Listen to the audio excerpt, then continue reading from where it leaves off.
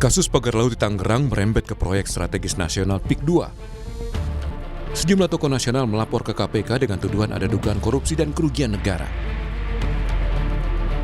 Mantan Ketua KPK Abraham Samad mendorong KPK memeriksa semua pihak yang diduga terlibat, baik dari pihak swasta maupun penyelenggara negara, dari tingkat bawah hingga atas.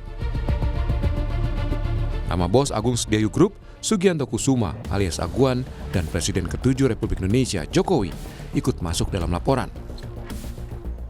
Kuat dugaan telah terjadi tindak pidana korupsi di dalam penetapannya sebagai proyek strategis nasional. Kemudian juga kita melaporkan tentang ada dugaan kuat terjadi suap menyuap gratifikasi di dalam penerbitan sesuai dengan undang-undang. Maka selain penyelenggara negara, pihak swasta juga aguan bisa diperiksa. Penyelenggara negara itu siapa? Mulai dari kementerian sampai aparat tingkat bawah, kabupaten, provinsi, maupun sampai yang paling di atas. Jadi semua kita minta diperiksa. Menanggapi laporan kong kali kong sejumlah orang kuat dalam kasus pagar laut, Ketua Umum Relawan Jokowi Mania, Emmanuel Ebenezer, meyakini meski menjabat sebagai presiden 2 periode, Jokowi tak terlibat. Saya punya keyakinan cukup besar ya, ini ada kong kali kong lah, pasti nggak mungkin tidak antara penyelenggara negara dengan swasta. Ya ini kan problem kita puluhan tahun menghadapi para mafia tanah ini.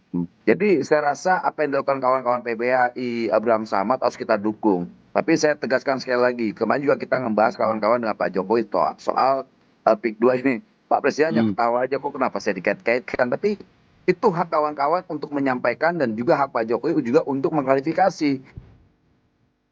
Sebelumnya, Menteri ATR BPN Nusron Wahid menyebut ada 8 oknum pejabat BPN Tangerang yang disanksi karena menerbitkan sertifikat di Laut Tangerang, Banten. 6 orang diantaranya dicopot. Sertifikat di kawasan pagar Laut Tangerang dimiliki sejumlah perusahaan. Di antaranya 234 sertifikat hak guna bangunan milik PT Intan Agung Makmur. 20 bidang milik PT Cahaya Inti Sentosa dan 9 bidang atas nama perorangan. Sedangkan sertifikat hak milik berjumlah 17 bidang. Dalam keterangan yang disampaikan saat rapat, Menteri ATR mengaku sudah membatalkan 50 sertifikat, diantaranya 38 hak guna bangunan dan 12 sertifikat hak milik.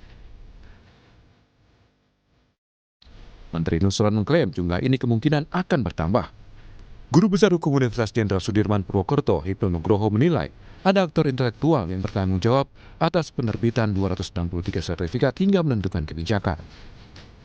Kita harus melihat, kalau menteri berarti penyelenggara negara. Penyelenggara siapa? Ya pada waktu itu. Disitulah saya kira Mas Julius dan saya itu melambatkan negara. Karena itu penyelenggara negara. Apakah penyelenggara menteri itu berdiri sendiri kebijakannya, ataukah melalui karena tindakan dari atas? Nah, dari atas siapa?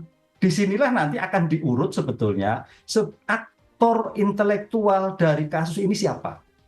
Kalau yang terkait dengan kepala BPN dinas, provinsi, kemudian kabupaten itu hanya pelaksana. Tapi aktor intelektual itu yang saya kira menjadikan poin penting sampai keluarnya 263. Itu menegaskan 3 institusi penegak hukum harus bekerja sama dalam mengungkap semua pihak yang terlibat agar kasus pagar laut tak seolah lempar tanggung jawab. Tim Liputan, Kompas TV.